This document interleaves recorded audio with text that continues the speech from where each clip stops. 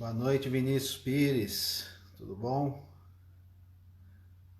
Jesus Feitosa, Mauri. Um abraço, Mauri. Tudo bem aí em Cambará?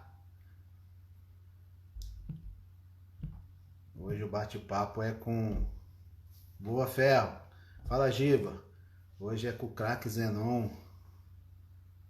Esse aí tem história, tem muita experiência, jogou muita bola, hein?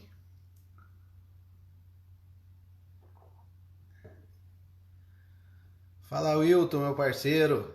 Caio Marcondes.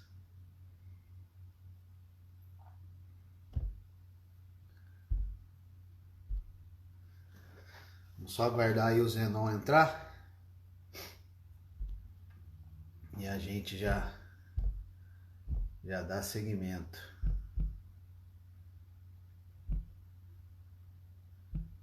Só encaminhar aqui a live aqui para algumas pessoas. E a gente já manda bala.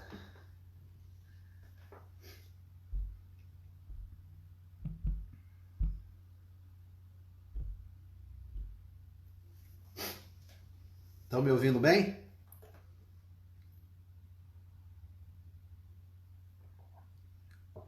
Já falei com ele, Giovanni. O Júnior merece uma live.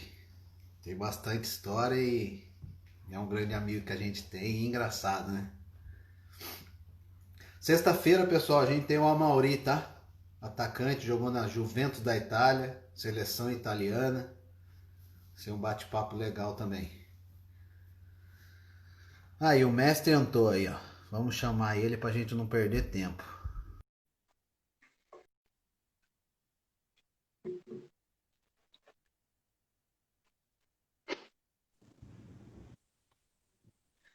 Boa noite, meu querido. Tamo junto. Tudo bom, Zenu? Tudo na paz? Tudo bom, cara. Primeiramente, agradecer Tranquilo. aí por você estar cedendo um pouco do seu tempo aí para falar um Que é pouquinho isso? da sua história, da sua experiência e que vai agregar muito. Então, eu te agradeço. Que é isso, é um prazer aí, ainda mais porque a gente está trancado em casa, né, confinado, que nem boi de corte, né, porque não pode sair, ainda mais aqui em Campinas, né, que está numa faixa muito perigosa. Então, todo cuidado é pouco, né? E parabéns aí pro cenário aí, né? Tá sem título aí, né? Sem camisa. Aqui, aqui é santuário, cara. Aqui é santuário. Aqui são camisas eternizadas, eternizadas. E todas originais. Todas. Que legal. Todas. E deve ser um xodó esse espacinho seu aí, hein? Aí? Deve ser o seu xodó aí, né? Cara. Aqui me passa uma energia muito positiva. Aqui, esses troféus, essas camisas que eu coloco aqui. Entendeu? Tem camisa do Rei Pelé aqui atrás de mim, aqui, ó, do Cosmos. As minhas camisas da seleção brasileira, de CBD, CBF, camisa do Zico, ali na minha esquerda, ali, ó.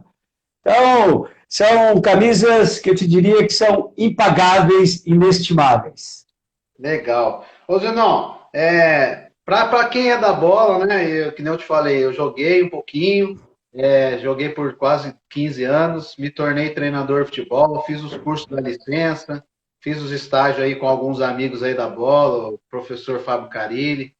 E aí o meu intuito foi fazer realmente essas lives para gerar bastante conteúdo, a gente passar um pouquinho da experiência nossa e aprender muito mais com o convidado e interagir muito, porque não é uma entrevista, é um bate-papo. E você jogou em clubes como Avaí, Guarani, Al-Ahly, Corinthians, Atlético Mineiro, Portuguesa, Grêmio Maringá, São Bento e Seleção Brasileira. Faltou algum? Faltou o primeiro, né? Faltou o primeiro. Ah, Tubarão, Faltou né? o Hercílio Luz.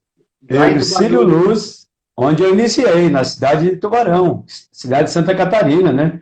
Foi lá que Exatamente. eu, foi lá que eu me tornei um atleta profissional de futebol, cara. Sem querer, mas me tornei. Show de bola. Antes da gente entrar já nesse início, como surgiu o futebol na sua vida, acompanhou o PSG e Atalanta? Não entendi. Antes da gente iniciar, de você falar um pouquinho do seu início no futebol, como que se deu esse início, você acompanhou o PSG e Atalanta? Não, eu não sou muito de assistir jogo, não, viu, cara? É Não mesmo, sou, Dedão? não. Sou, não, não. Eu não tenho mais paciência para assistir jogo. Eu pego, assim, os melhores momentos da partida, que aqui no Brasil não passam de 2 minutos, né? Os melhores momentos, né? É. Do que ficar 90 minutos ali assistindo o jogo, né? Então não tenho mais paciência, não, cara, para assistir jogos assim. Infelizmente o nível baixou muito, né? A gente vê um pouco melhor o futebol europeu, mas a gente espera que o nosso futebol brasileiro ele venha a melhorar. E aí eu queria que você falasse como que deu esse início do futebol na sua vida, como surgiu, quais foram as pessoas que te apoiaram, qual foi o processo do início do futebol na sua vida. Olha, cara, eu na época eu trabalhava, né? Porque a família era de classe média para baixo, né? De classe média baixa, então tinha que trabalhar para ajudar no sustento da família, né? Somos em 9 irmãos, 9 irmãos, então todos trabalhavam, todos trabalhavam. E eu iniciei a carreira assim, de uma forma muito sem querer, eu te diria, né? Porque eu estava lá assistindo o treino do time da minha cidade, isso numa sexta-feira, porque eles iriam jogar no domingo, e aí faltou um jogador para formar os 22, aquele 11 contra 11, né? Que é o coletivo, né? O famoso coletivo, né? Sim, E naquele tempo, o atleta trabalhava. O atleta profissional, ele trabalhava. E ele era liberado após as 16 horas para realizar o treinamento no clube. exato. E nesse dia faltou um. Faltou um. E aí eles me viram lá atrás do gol. De calção, de chinelinho de dedo, assim e tal. E aí me chamaram. Me chamaram, ô garoto, vem aqui, completa aqui o time aqui. O time reserva. Eu tinha o quê na época? 50 quilos, magrinho, amarelinho, né? Entrei, me tornei atleta de futebol profissional, sem passar em categoria de base, sem passar em nada. Caramba, Denão. E quando você, logo nesse início, já com 16, 17 anos, você já teve a oportunidade de jogar um profissional, o que que você, logo que você começou a jogar profissionalmente, quais foram as pessoas que foram importantíssimas para te ajudar nesse processo? As pessoas, os mais experientes que te abraçaram naquele momento. Como que foi? Bom, a minha família, né, por exemplo, meus irmãos, né, eu tinha um irmão mais velho. A Zoe, a minha irmã, já entrou lá de Santa Catarina aí, ó. A Zoe de Souza Parias. Um Entrou abraço, lá né? de, Um entrou abraço. lá de Laguna, Santa Catarina. Florianópolis, tá em Florianópolis. Então eu tive o apoio, né, do meu irmão mais velho, que ele gostava de ser técnico de futebol, né? Meu irmão mais velho gostava de ser técnico de futebol. Aí, abaixo desse meu irmão mais velho, eu tenho outro irmão que foi atleta de futebol profissional. Foi durante 10 anos atleta, mas só lá na cidade de Tubarão. Só ficou lá, jogando nos 2 times lá da cidade. E eles, quando viram que o Ercílio Luz estava querendo fazer contrato comigo, eles me apoiaram muito. Meu pai me apoiou também. Então eu entrei no mundo da bola. Entrei no mundo da bola sem querer, cara. Só que naquele ano mesmo eu já fui considerado o melhor jogador da posição, já fui para a seleção catarinense e logo em seguida já fui negociado com o Avaí de Florianópolis, que era assim um negócio que eu vou te falar, saindo do comercial de Ribeirão Preto para ir para o Corinthians, Sim. né? A diferença que era, né, de clubes, né, de estrutura e tudo mais, né? Então, cara, foi um negócio muito louco e que eu acho que Deus falou assim, ó, cara, você vai ser atleta de futebol profissional, aproveite a oportunidade que eu estou te dando. Eu abracei e fui o que fui. Show. E logo chegou no Avaí, bicampeão catarinense. Eu cheguei no Avaí, cara, fazia uns 20 anos que o Avaí não era campeão. Fazia uns 20 anos que o Avaí não era campeão. Eu cheguei, dominei o setor de meio campo, já coloquei a 10 e acabou, velho. Acabou. Dali para frente, só alegria em 3 anos que eu fiquei no Avaí, cara. Campeão em 73, em 74 nós disputamos com o Figueirense para ver quem iria disputar o Campeonato Brasileiro, né? Porque era só um que disputava o Campeonato Brasileiro, né? E nós, como fomos campeões em 73 e o Figueirense em 74, nós disputamos com o Figueirense para ver quem queria disputar o Campeonato Brasileiro. E nós vencemos o Figueirense. E aí eu disputei o primeiro Campeonato Brasileiro pelo Avaí e fui o primeiro atleta a fazer o primeiro gol do Avaí numa edição de Campeonato Brasileiro, cara, para você ter ideia. E aí, em 75, voltei a ser campeão catarinense de novo. Ô, Zenão, e nesses 2 títulos, lógico, os títulos principais no Avaí foi o catarinense, mas eu dando uma olhada na sua história, você também tem títulos, vários torneios aí, né? Que na época se jogava muito e era muito valorizado também, principalmente no estado. Nesses 2 títulos catarinenses, quais eram os treinadores?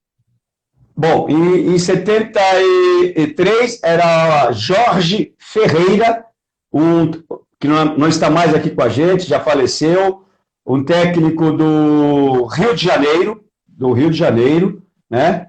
E em 75, aquele quarto zagueiro do Grêmio, o Áureo, ele foi o nosso técnico em 1975.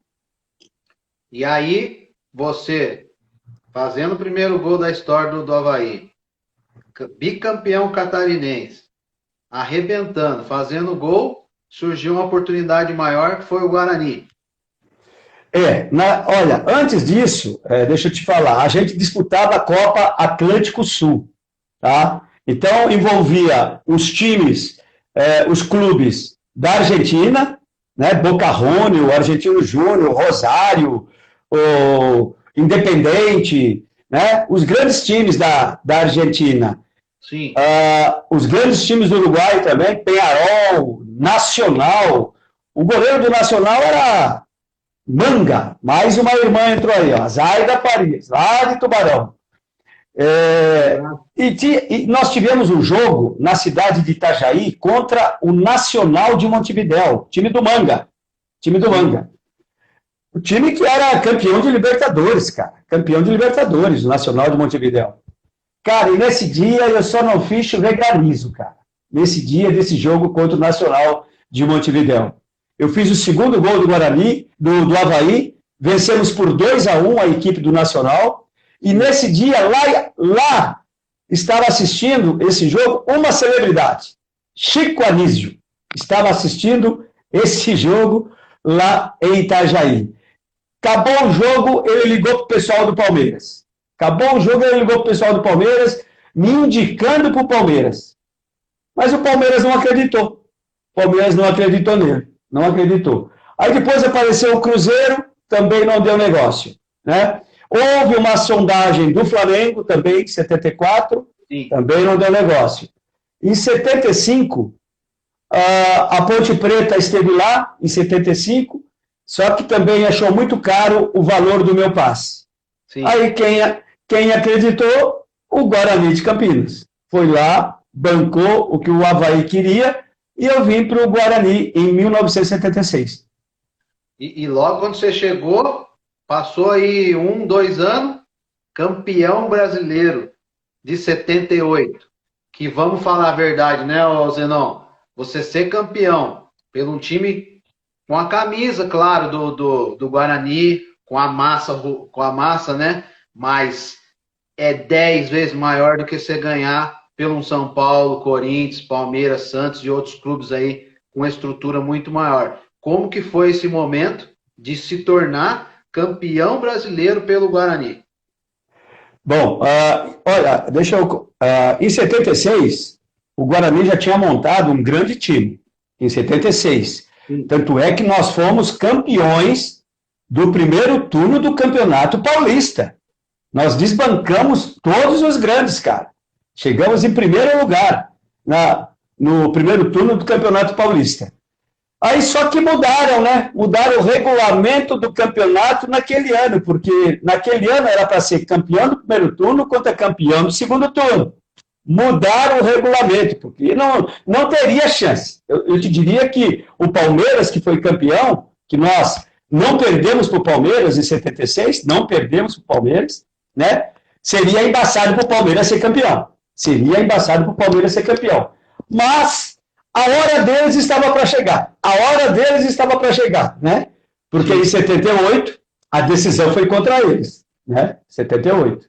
Então o time foi, em 77 vieram mais algumas peças para o elenco do Guarani, alguns jogadores saíram, e o Guarani fez aquele time que foi fantástico, né? E que assombrou o Brasil, né, em 1980, mas com um time muito jovem, cara. Um time que tinha no elenco nada mais, nada menos que 10 a 12 meninos das categorias de base, para você ter ideia. Então, não passava pela cabeça que você iria ser campeão brasileiro, cara. Ainda mais num campeonato brasileiro onde disputavam 80 clubes. 80 clubes. E aqueles clubes que eram fantásticos, né, cara? O time do Flamengo, do Atlético Mineiro, o do Internacional, né, que tinha Falcão, Caçapava, Batista e Jair no meio-campo, o do Zico, né, do Flamengo. E nós, cara. Que inclusive, Zenon, em 79 o campeão foi o Inter, né? Invicto. Invicto, que eu fiz uma live com o Mauro Galvão, lembrei agora. Justamente. Não, e eles vinham de 2 títulos brasileiros. O time do Internacional. Então era o grande candidato a ser campeão em 78. Era o Internacional, que tinha um baita de um time. Um baita do time. Mas foi contra eles que foi o nosso divisor de águas. Foi no jogo contra eles. Que ali nós passamos a acreditar que nós poderíamos chegar no título de 78. Porque nós fomos lá no Beira-Rio e vencemos o Internacional por 3 a 0, cara. Vencemos o Inter por 3 a 0 e demos uma aula de futebol. Demos uma aula de futebol naquele dia contra o Internacional de Porto Alegre. Pô, que maravilha. E esse elenco aí, como você disse, que naquela época, você ter aí de 10 a 12 atletas da base era a coisa mais difícil do mundo, porque hoje ainda, e eu já trabalhei na base como treinador, e a gente sabe que para subir 1 ou 2 jogador, o moleque realmente tem que estar ali bem preparado, tem que ter muita personalidade. Um exemplo tá aí o Patrick aí no Palmeiras e o Gabriel Menino, né? Esses meninos jogando agora, que personalidade que tem. Então, quem era o treinador na época que teve realmente essa coragem de colocar esses meninos para somar junto com vocês mais experientes? Bom, é que na realidade, né, o time não tinha grande poder aquisitivo para fazer grandes contratações, né, cara? Não tinha. Então, qual era a saída? A saída era buscar os melhores meninos que estavam lá nos juniores, né? Sim. E aí trouxeram nada mais, nada menos que Careca. Caramba. Careca, com 17 anos. Renato Pé Murcho, com 19 anos. Mauro Miranda, Manguinha, Gercinho, Romário, Tadeu, Claudinho. Olha bem, tudo menino de 19 anos e 20 anos, nada mais que isso. E o Careca, o mais jovem, com 17 anos. Eu tinha 22 já era um pouquinho mais experiente, já tinha sido bicampeão catarinense, já tinha tomado porrada pra caralho, né? Então, eu já era um dos, assim, mais experientes que esses meninos, né? E no time, nós tínhamos 3 experientes no time, que era o Neneca, o goleiro, o Edson, o quarto zagueiro, que era o nosso capitão, e o Zé Carlos. Os outros não passavam de 25 anos. Os outros, né? Então era um time jovem que ninguém acreditava, né? E que foi, aos pouquinhos, passando de fase, e aí, foi aquilo que eu te falei. Depois da partida contra o Internacional, nós praticamente engatamos uma série de vitórias que até hoje ninguém quebrou aquele recorde nosso de vitórias consecutivas em Campeonato Brasileiro. Foram 12 vitórias consecutivas, Sim. para você ter ideia. Entendeu? Até hoje, ninguém quebrou esse recorde. Poxa, maravilha. Ó, vou dar alguns alô aqui de algumas pessoas aqui, ó. Dá um abraço pro Bira, Reinaldo Gatti, o Sandro Severino, Alana Cif, pessoal te elogiando muito. O Amauri, que é um amigo nosso em comum, lá de Cambará, tá mandando um grande abraço para você. Grande Amauri, de Cambará, de vez em quando eu estou lá com a seleção de craques, lá ele está lá com a gente. Exatamente. A Mauri eu vou me tornar parente, né, porque eu namoro com a sobrinha. Ixi, vai entrar na família, então. E aí, ô Zenon, logo depois do Guarani, você foi pro Al-Ahly. Isso, Al-Ahly da Arábia Saudita, da cidade de Jeddah. Jeddah, né? Naquele tempo, eles estavam levando atletas, né, de nível, né, de nível bom, para ensinar futebol para eles, né? Para passar um pouco do que a gente praticava aqui no Brasil, né? Sim. Então, vamos supor, foi o Rivelino primeiro foi o Rivelino, aí para lá. Depois fui eu, aí foi Ailton Lira também, Ailton Lira, e foram mais uns 5 jogadores lá para a Arábia Saudita em 1980, né? E aí fomos lá para ensinar o que era futebol para os árabes, o que era futebol para os árabes, né? Porque eles ainda eram amadores na época, para você ter ideia. Tinha dia de treino lá que tinha 15 jogadores. No outro dia tinha 10. No outro tinha 20. Então era assim, né? Que funcionava lá o clube. Não era profissional, eram amadores, né? E então a gente tratou de colocar para eles o que era ser um atleta profissional, né? E eles entenderam, cara, e eles entenderam, sim. Porque tanto é que depois eles evoluíram, né? E chegaram a fazer uma Copa do Mundo de 86 muito boa. Tanto é que um jogador árabe fez um dos gols mais bonitos, né? Da Copa do Mundo de 86. Então, de certa forma, nós contribuímos para que o futebol deles melhorasse. Pô, e eu tenho 2 parceiros aí nas minhas lives. Um é o Cesta Básica pelo Lógico, o telefone está aí embaixo. E o outro é Rockefeller, é uma escola de inglês. E hoje no futebol é fundamental o inglês, tanto para o atleta como para o treinador, o auxiliar, o gestor, o empresário. Como que foi, naquela época, você chegar num outro país, numa outra cultura, num outro estilo de futebol? Como que foi chegar na questão da língua? Né? A gente sabe que tem aquelas linguagens da gente da boleirada, aquela linguagem universal, mas a gente sabe que é fundamental. Como que você lidou com isso? Realmente é fundamental demais você ter o conhecimento de outros idiomas, né? Isso é importante demais, principalmente para atleta e técnicos de futebol, né? Que um dia podem ser contratados para o futebol europeu, futebol asiático, enfim, para qualquer lugar da Europa e da Ásia. Na realidade, né, eu sabia um pouquinho de inglês porque eu sou formado em educação física, fiz administração de empresa, fiz alguns cursos, né, antes, assim, de ser negociado com a Arábia Saudita. Então, eu sabia um pouquinho de inglês, então conseguia me virar, né, conseguia me virar um pouquinho lá com o inglês, com os árabes que falam muito bem. Eles falam muito bem o inglês e o francês, para você ter ideia. Sim. O árabe, ele fala o francês e inglês, o árabe. Então, eu conseguia, né, me virar, não sabia, lógico, falar fluentemente, mas dava para se virar. Mas é interessante demais você fazer um curso de inglês quando você sai para fora do país. Exatamente, Zenon. E eu estou falando isso porque na minha profissão hoje como treinador, eu tenho um amigo, você deve ter conhecido ou já deve ter visto, ele recentemente foi um dos treinadores de base, 17, 20 até 23 da seleção, que é o Carlos Amadeu. Sim, já ouvi falar. Estava no Bahia recentemente, conversando com ele há 2 semanas atrás, e eu fiz uma live com ele, e a gente tocou nesse assunto da importância de nós, treinadores, estudar, se aprimorar no inglês.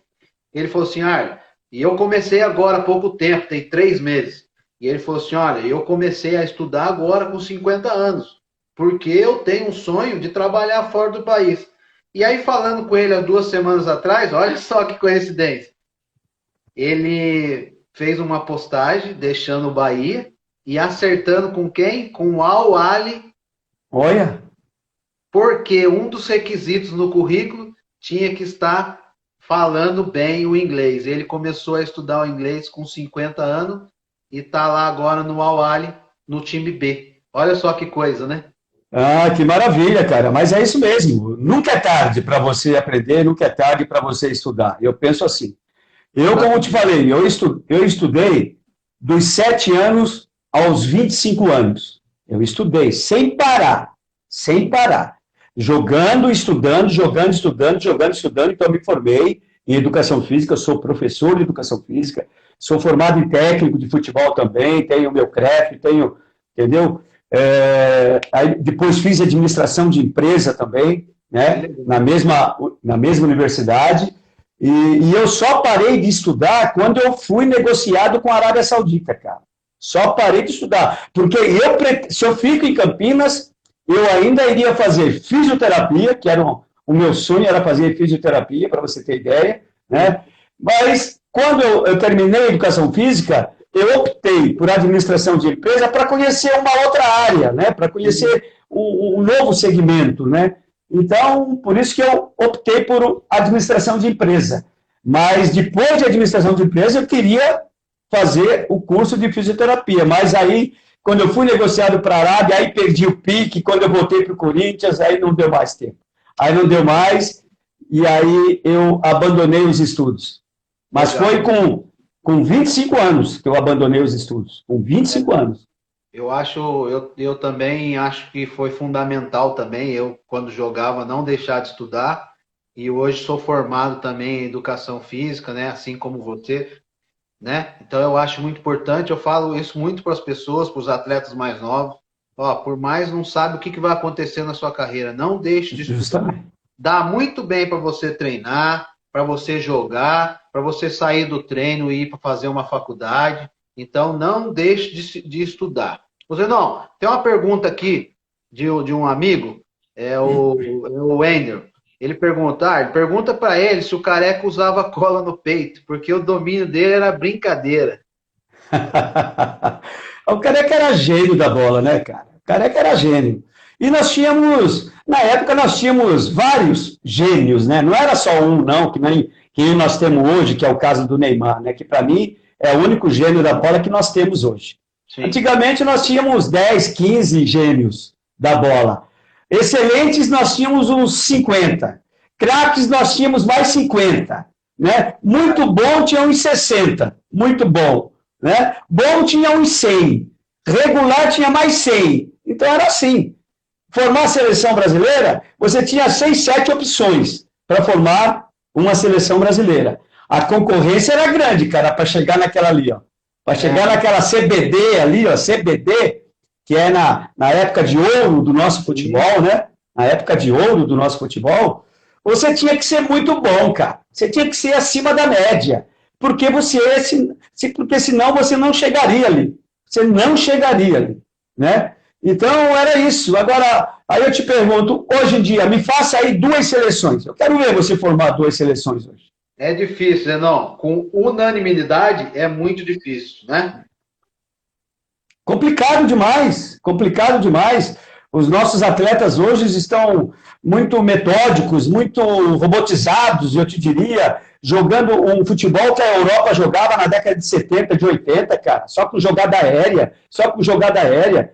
A gente vê hoje o futebol europeu jogando, rapaz, mas não tem nenhuma chance de nenhum clube brasileiro aqui chegar lá e ganhar de algum dos grandes clubes do futebol europeu, cara. Não tem chance. Não tem chance. Você acho muito difícil também.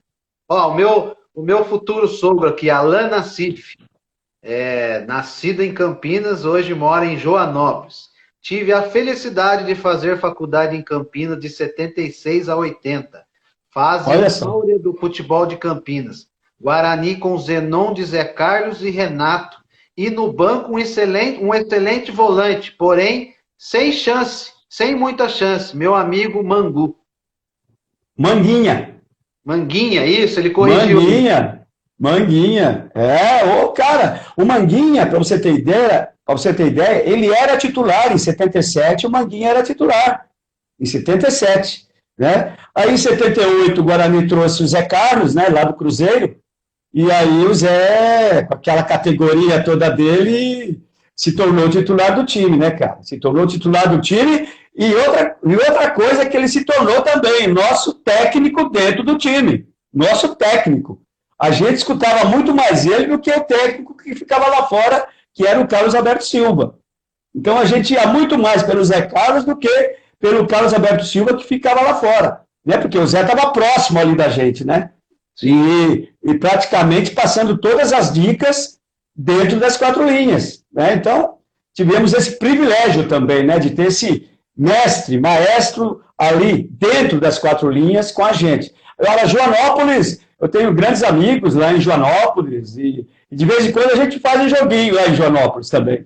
Vamos combinar, Zenon. A gente faz, a gente joga lá. Vamos combinar, reunir uma galera e fazer um jogo de festa lá. A gente conversa com o pessoal, com o prefeito e tudo mais. É isso, eu já fui lá com o Corinthians. Corinthians eu fui lá, acho que umas 2, 3 vezes lá em Joanópolis. Legal, ele está até falando aqui, ó, Ponte Preta. A Ponte Preta tinha Tinga de Cá, Carlos, Vice Paulista 77, 79. Curti muito. E aí, ô Zenon, você na Arábia, você veio para o Corinthians. Como que foi você sair do clube árabe e vir para o Corinthians? Como que foi esse momento? Como que foi a sua chegada? E, pô, você tem alguma coisa com bi, né? Você chega no Corinthians e é bicampeão paulista. Mais um bi. Eu nasci para ser campeão, né? Eu nasci para ser campeão, cara. Desde o início de carreira até o final da carreira, alguma coisa eu conquistei pelas camisas que eu vesti. Entendeu? Alguma coisa eu conquistei. Um torneio, ou um campeonato estadual, campeonato brasileiro, né, no caso. Entendeu? Então eu nasci para ser campeão, cara. O Deus me deu esse dom de saber jogar futebol. Eu não fiquei só de joelhos agradecendo a Deus por ele ter me dado esse dom. Eu treinava muito, cara. Eu treinava mais do que os caras. Eu acabava o treino, eu ficava lá fazendo meus chutes a gol, batendo falta. E olha que eu tinha que ir para a faculdade, hein? Olha que eu tinha que ir para a faculdade.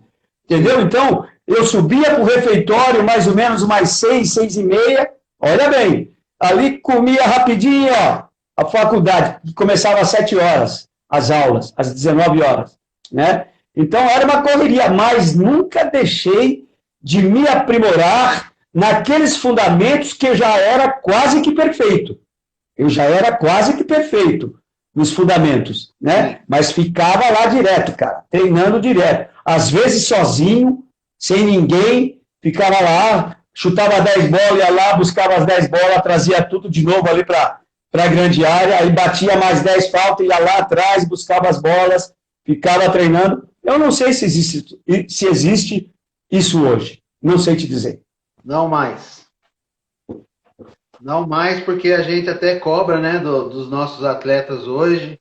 E aí hoje existe um pouco a questão da parte da fisiologia, né, o medo do atleta se machucar e tudo mais.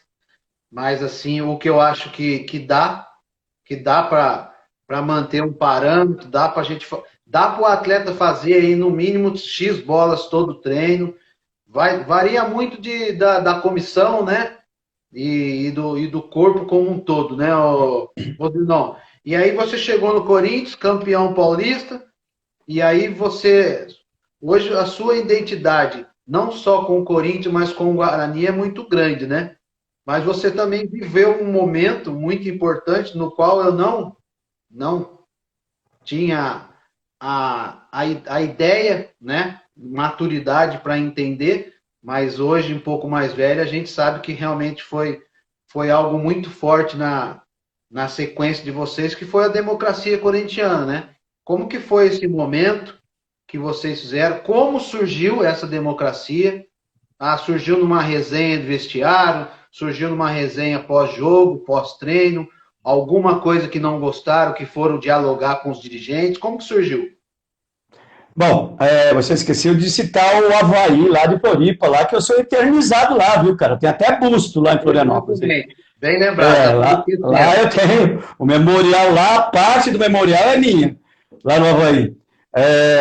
Mas então, esse projeto, né, da democracia corintiana foi muito interessante, cara. Foi interessante porque mudou, né, a gestão lá do Corinthians, saiu o Matheus e entrou o Valdemar Pires, né, para ser presidente do Corinthians. E numa resenha, que nem você falou, numa resenha de vestiário, nós lá na sala de musculação arcaica pra caramba, né, aquela sala que tinha saco de cimento para você colocar nas costas e fazer agachamento, canguru, aquelas coisas, né? Porque era assim o nosso treino, né? Era subir arquibancada com saco de cimento nas costas. O pessoal não sabe disso. O pessoal nem entende, nem se colocar hoje isso para fisiologista, cinesiologista e tudo mais, os caras não vão entender isso nunca, né? Então, foi na sala de musculação que o nosso diretor de futebol, que era o sociólogo Adilson Monteiro Alves, chegou lá, nós estávamos treinando, gente, para aí o treino, vamos lá, vamos sentar aqui, vamos conversar aí sobre o negócio. E ali ele expôs a ideia. E aí, como nós tínhamos um gênio, né, no nosso elenco, que era o Sócrates, que era um cara fora do normal, né? O cara era fora do normal. E aí o Adilson começou a expor, o Sócrates já pegou a ideia, né, para fazer um futebol, um negócio diferente. Dentro do futebol, um negócio diferente, né? Como o país vivia uma ditadura muito forte na época, né? Aquelas guerras de confrontos e tudo mais, né? Do exército com o povo, enfim. Eu vou te falar, eu nunca vi tanta coisa absurda acontecer na década de 60, de 70 e início de 80, né? Com a ditadura, né? Os caras querendo colocar ordem de uma forma agressiva, né? De uma forma agressiva, né? Então, nós, através disso, foi pensado dessa forma, de criar alguma coisa diferente para que nós pudéssemos ajudar, de certa forma, a sociedade brasileira, né? E aí foi levantada essa questão de criar esse projeto Democracia Corintiana, que iria bater de frente com o pessoal da ditadura, cara. E nós batemos de frente, cara. Nós batemos de frente. Os jogadores aceitaram, todos foram a favor, né, desse projeto. Então, houve uma mobilização muito grande.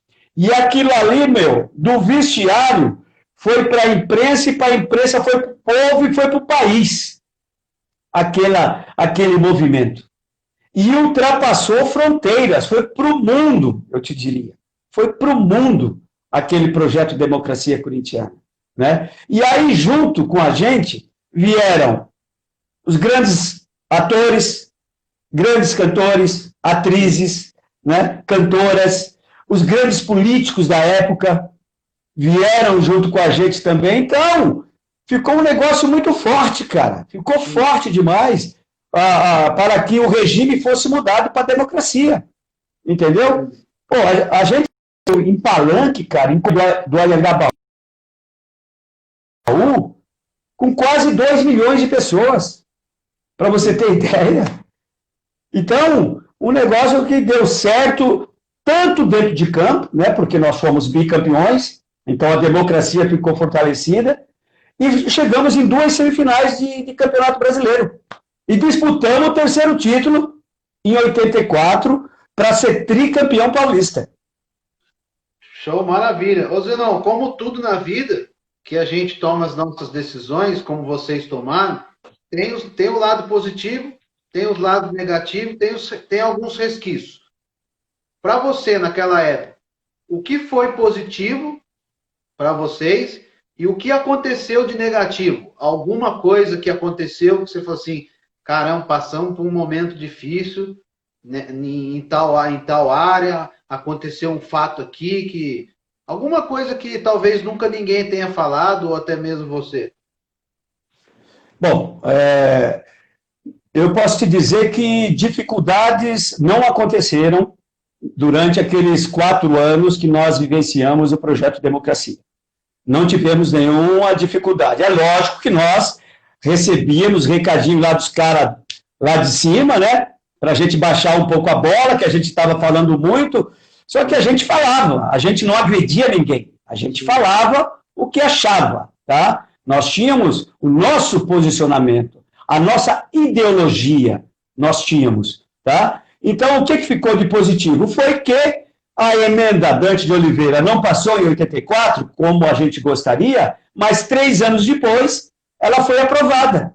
Ela foi aprovada pelo Congresso e o país mudou de regime. Ficou esse regime que até hoje persiste, que é a democracia. Show de bola. Ô, Zenão, e algum jogador naquele grupo chegou depois e não comprou a ideia e o grupo teve que, opa, peraí, vai devagar, está chegando agora. Teve um jogador, que inclusive tivemos que fazer uma votação para ver se aceitava ele ou não. Porque lá, naquele projeto, quando tinha alguma questão, né, que tinha que ser debatida, ela era colocada para o grupo e o grupo votava sim ou não. Se o sim vencesse, a gente seguia o que tinha, a questão que tinha sido vencida na votação. Tá? Que nem nós tivemos um caso uma vez com o Casagrande. Nós estávamos no Japão, fazendo amistosos lá contra a seleção japonesa, isso em 1984, por aí. E o Casagrande queria voltar para o Brasil, cara. O Casagrande começou a chorar e que queria voltar para o Brasil, que estava com saudade da noiva, que não sei o quê. Nós falamos assim, peraí, cara. Peraí que esse negócio vai ter que ser resolvido na votação. Vamos para um quarto, vamos pegar um quarto aqui e vamos votar sobre a sua situação. E ali foi votado, cara. E o resultado foi o seguinte, Casagrande tem que ficar. E ele ficou. Não reclamou, para você ter ideia. Deu 60% para ele ficar e 40% para ele voltar para o Brasil. Ele teve que ficar lá com a gente, cara. Ficou lá com a gente. Sem questionamento nenhum. Entendeu? Então teve esse caso aí também. E teve esse caso do Leão, né? Teve o caso do Leão. Teve o caso do Leão, né? O cara, não, porque eu não quero participar disso, porque não sei o quê, papapá. Tudo bem, você não quer participar, fica de fora. Sim. Você é um só mesmo, não vai pesar no nosso projeto aqui. Sim. Então ele foi o cara que nunca teve assim uma participação dentro do nosso projeto. Mas, dentro de campo, ele foi fantástico. Nos ajudou muito no bicampeonato paulista. Pegou muito naquele campeonato paulista, o Leão. Legal, maravilha, Zenon. Que história para contar para a vida toda, né? Para servir de exemplo, né? Com certeza. E aí, você saiu do Corinthians, foi para o Atlético Mineiro, para ser novamente bicampeão mineiro, né? É isso aí. Eu saí a contragosto, eu não queria sair do Corinthians, mas chegou lá uma comissão técnica lá que destruiu o time do Corinthians, né? Mandou negociar 9 jogadores, né? E eu fui praticamente o último a sair, porque eu cheguei a disputar ainda um torneio de verão em Santos, que envolveu o Corinthians, Santos e o time da Suíça, o Grasshopper da Suíça. E eu saí como campeão, porque eu fui campeão nesse torneio, né, internacional. E aí fui negociado com o Atlético Mineiro. Por ordem da comissão técnica do Corinthians, na época, né? Pela comissão técnica, que falou que não contaria comigo para aquela temporada de 86. E aí, falei, tudo bem.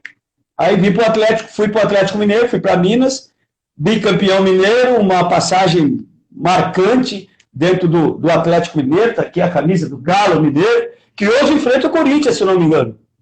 Acho que é quanto... E por incrível que pareça, o Corinthians saiu na frente, acabou de fazer o gol. Tá aí. Então, é isso aí, um confronto hoje de dois gigantes, né? Dois gigantes. A gente olhando no papel, retrospecto, a gente fala assim, pô, o Atlético é favorito, ganhou do Flamengo, mas como se diz, né, Zenon? O jogo é jogado e o lambari é pescado, né?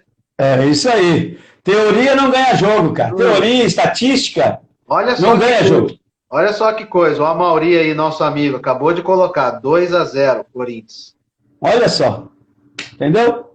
O Corinthians, cara, que não faz quase gol em ninguém. Já fez 2 no Atlético Mineiro, que não tomou o gol do Flamengo, que para mim o Flamengo é o melhor time que nós temos hoje dentro do futebol brasileiro. Né? Também concordo com você. Acho que vai nadar de braçada, mesmo tendo esse tropeço aí com o Atlético Mineiro, porque se Bruno Henrique faz aquele gol, Arrascaeta faz aquele gol feio. Acabou. E outra, o Atlético Mineiro estava jogando o Campeonato Mineiro. E o Flamengo foi o primeiro clube no país a voltar a jogar. Depois que foi campeão carioca, tá parado até agora. Então já entra no ritmo de novo e vai na sequência. Eu também acredito nisso. Eu falo aqui sempre que, para mim, é a única vez que eu paro para assistir jogo é quando o Flamengo joga, cara. Quando o Flamengo joga, aí eu paro para assistir. Porque dá gosto de ver. Dá gosto de ver. Tem aquele jogador lá no setor de meio campo muito interessante, que é estilo do Patrick do Palmeiras, o Gerson. Gerson, muito bom jogador, jogador de seleção brasileira para futuro. Ele e o Patrick, os dois. São jogadores de seleção brasileira para futuro, sem dúvida nenhuma. Então é isso. Então eu também acho que o Flamengo é o time a ser batido dentro desse campeonato brasileiro, porque, na minha opinião, ele é o grande candidato para a conquista do título. Show. O Paulo, ele fala, um dos maiores meios-campistas que vi jogar. Tempo que 10 era 10. Vida longa, grande Zenon. E uma pergunta, qual foi o 10 que mais te encheu os olhos jogando junto e enfrentando? Bom, jogando junto, o Zico, né? Em todos os sentidos, jogando junto e contra. Foi o Zico. Um camisa 10, gênio da bola, né? Gênio do futebol. Que a gente tem que reverenciar sempre, por isso que a camisa dele fica aqui sempre aqui, ó. A camisa dele está sempre ali comigo ali. Porque é um cara que foi... O que fez dentro do futebol foi uma coisa absurda, né? O que ele jogava era um negócio absurdo. Né? Então, foi o 10 que eu enfrentei, que era embaçado de enfrentar, cara, que era esse Zico. Show de bola. Zenon, como sempre, todo clube que você passou, você beliscou um título. E você passou pela maravilhosa Luzinha, né? Portuguesa de Desporto. E você ganhou um torneio, cara, internacional na Ilha da Madeira com a Portuguesa. Cara, como que foi isso?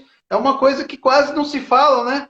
E eu acho que é interessante falar nisso aí, né? Porque a Portuguesa tem um título, um torneio internacional, né? Na Ilha da Madeira, da terra do Cristiano Ronaldo. Justamente, cara. Isso aí é título que eu guardo com muito carinho. E eu tenho a foto ainda levantando o troféu, porque eu era o capitão, né, da Portuguesa nessa época. Para você ter ideia, nós empatamos com o Porto de Portugal, que tinha um dos melhores times do futebol mundial na época, o time do Porto. E lá jogava, se o cara estivesse jogando hoje, ele seria bola de ouro todo ano, que era o tal do Madge, um argelino. O cara jogava muito, cara, muito. E nós fomos lá, encaramos esse time do Porto, saímos na frente com 1-0, gol do Catatal, eles empataram no final da partida, né? E aí levantamos a taça lá na Ilha da Madeira, terra de Cristiano Ronaldo. Eu acho até que o Cristiano Ronaldo era mascote ou do Nacional ou do Marítimo, naquela época de 88. Eu não sei que idade tem o Ronaldo hoje, eu não sei qual a idade do Cristiano Ronaldo hoje. Não deve estar com 37, 38. Então, ele devia estar lá, ou de mascote, ou de gandula, alguma coisa desse tipo. ele estava lá nesse torneio da Ilha da Madeira, em Funchal, onde a Portuguesa, de uma forma brilhante, os portugueses ficaram encantados. Os portugueses, para você ter ideia, os portugueses, eles ficaram encantados com o futebol que nós apresentamos lá na terra deles. Ô Zenon, e que ano foi? O Alan até está perguntando. 1988. 1988. Fizemos um campeonato brasileiro fantástico. Nós chegamos, se fosse pontos corridos, nós teríamos chegado em terceiro lugar. Terceiro lugar na pontuação, para você ter ideia. Perdemos, eu acho que 2 jogos, se eu não me engano, 2 jogos dentro do Campeonato Brasileiro. Perdemos para o Flamengo, que eu lembro, e um jogo para o Internacional de Porto Alegre. E um jogo para o Internacional. Lá no Beira-Rio, perdemos por 2-1. O jogo estava 1-1, e eles fizeram o segundo gol no final do jogo. Então, foi um time bem montado, um time que tinha grandes jogadores, né? O goleiro era Valdir Pérez, para você ter ideia, na época, né? Nós tínhamos o Kita, centroavante, um artilheiro, fazia gol demais. Então, foi um ano maravilhoso da Portuguesa. Que legal, uma história interessante, né? Para muita gente talvez não tenha esse conhecimento. E Zenão, meu irmão, ele está morando em Maringá, mais ou menos já uns 5 anos. E você jogou no Grêmio Maringá. E foi campeão paranaense no primeiro turno, né? Fui campeão no primeiro turno lá do Campeonato Paranaense. Não demos chance para os grandes. Fomos a Curitiba, empatamos com o Curitiba. E aí pegamos o Paraná, pegamos o Atlético e fomos campeões do primeiro turno do Campeonato Paranaense, cara. O Grêmio de Maringá. E aí, como eu tinha só 4 meses de contrato com eles, né? Eu vim embora com o título, né, de campeão e deixei para eles resolverem lá o segundo turno, né? Sim. E deixei para eles resolverem o segundo turno. Mas foi uma passagem muito legal lá pelo Grêmio de Maringá, um time que tinha um ótimo time também na ocasião e que hoje está lá tentando, né? Está lá tentando recuperar esse prestígio. Show. Você teve uma passagem muito boa, brilhante pela seleção brasileira, né? O que te credencia realmente como um craque realmente na época, né? Porque eu sou mais novo, mas como a gente é estudioso, a gente procura saber de tudo. Na Copa de 70, nós tínhamos 5, 6 meias, 6, 10 jogando. Hoje, para a gente conseguir é difícil. Nós temos o Neymar que joga 10, porém é um atacante, né? Outra coisa que eu cobro muito dos meus atletas, dos times que eu jogo, e conversando até com o Muricy na live, como é difícil fazer os meias entrarem na área como você entrava, como o Pita entrava, como vários craques da época com a camisa 10 entravam. Tá faltando muito isso, e acho que não é só característica dos atletas, acho que nós treinadores e os treinadores de base têm que trabalhar, têm que formar, têm que procurar trazer essa característica de um jogador que tem essa qualidade, né? E eu queria que você falasse um pouco isso sobre os meias, sobre você, sobre a sua carreira brilhante na seleção. Bom, na seleção, na realidade, eu era para ter ido em 2 Copas, né? Eu era para ter ido na Copa de 82, de 86, eu só não fui porque o treinador tinha birra comigo, o treinador ele pegou uma antipatia comigo, porque eu, quando jogava contra o time dele, eu sempre arrebentei contra o time dele, né? Eu sempre matei o time dele.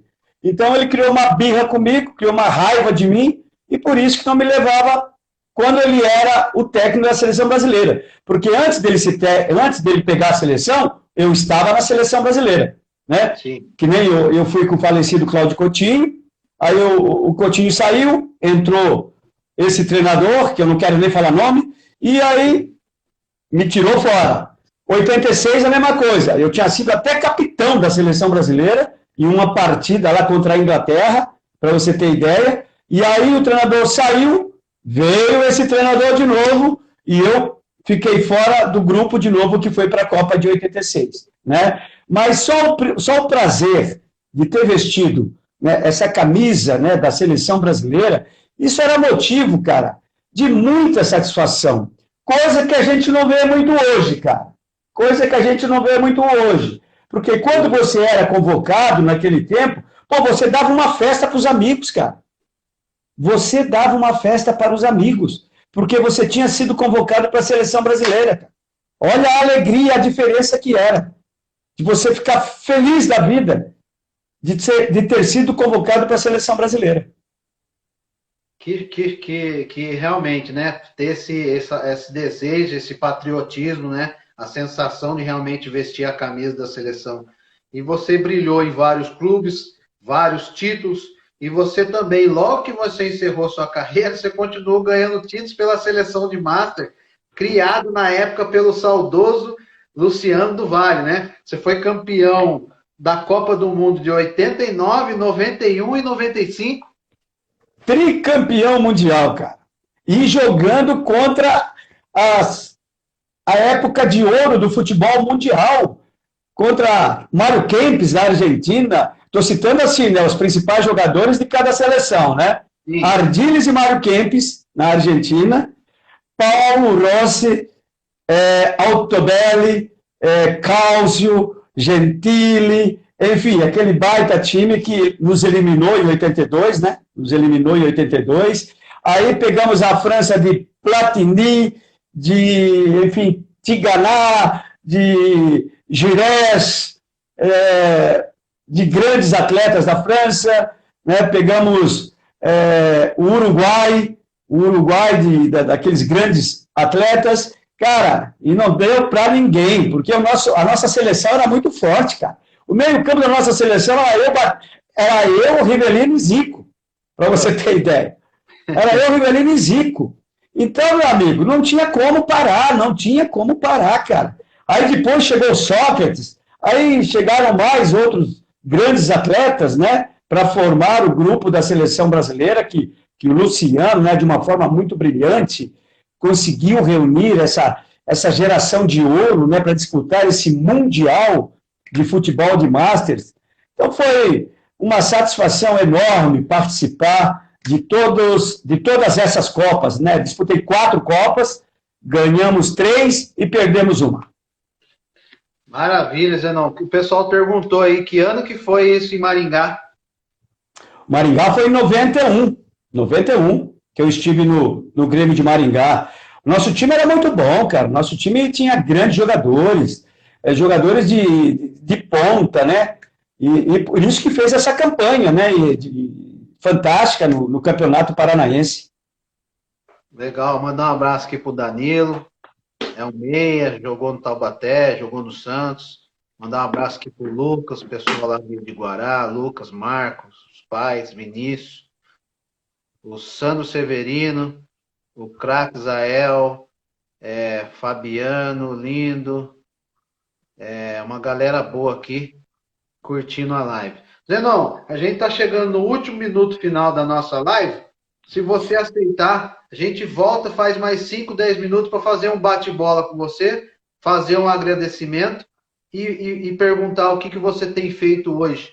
Tá bom? Beleza? Você tá bom? Vamos. A gente tem aí mais alguns segundinhos aí para acabar a live. E aí eu aviso todo mundo aí que a gente volta e a gente faz mais 5, 10 minutos aí com o Zenon aí. Então, o pessoal fica ligado aí que a gente volta. Deixa eu ver se tem mais alguma coisa aqui que eu deixei passar. O Denner não estava na época da Portuguesa, não, né? Com você. Ele era muito novo. O Denner era júnior. Era júnior. Tava começando. Ele, Bentinho, Matias, Célio. Tinha uns meninos que estavam já subindo para o time principal, cara. Show de bola. Zenon, 5 segundos, eu já te chamo novamente. E pessoal